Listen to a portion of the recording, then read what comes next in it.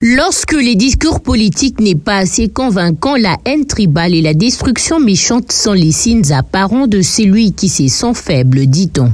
Plusieurs effigies du chef de l'État, de la gouverneure Masuka et de tous ceux qui affichent Félix Tshisekedi en arrière-plan ont été détruites ce jeudi 14 décembre 2023 à Kolwezi par divers mercenaires recrutés pour plonger la ville de Kolwezi dans le chaos. Ceux en vue de prouver leur hypothétique popularité au détriment de la population qu'ils disent tant vouloir sortir de la misère. Dès l'échangeur à la poste en passant par le rond-point Mwengeji, les constats est amer. Alors que le ciel et la terre de Kolwezi leur ont été ouverts, selon le mot d'ordre du chef de l'État, pour qu'ils battent librement leur campagne électorale, ils ont prouvé une fois de plus que leur but était tout autre. La capitale mondiale du cobalt a connu ces jours une ambiance timide différente de ce qu'elle a toujours été.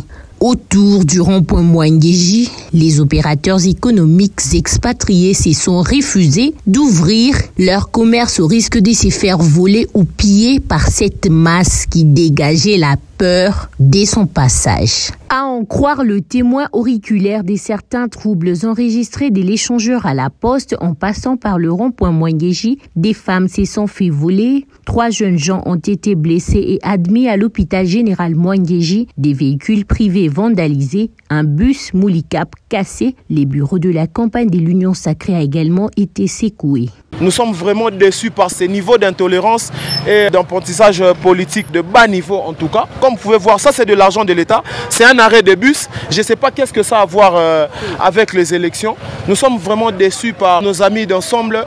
Leur passage, vous avez vu le niveau d'intolérance et de banditisme exposé. Il y a des affiches même de la CENI, même des autres candidats qui ne sont pas de l'Union sacrée ont été vandalisés. Nous n'allons pas confier la République à des gens comme ça qui vont par après, c'est pour reconstruire ou avancer avec les acquis que nous avons déjà. On se souviendra que la gouverneure Fifi Masuka Saini prêche toujours la paix et la tolérance sans lesquelles les Congos, particulièrement les Lualaba, ne sauraient se développer.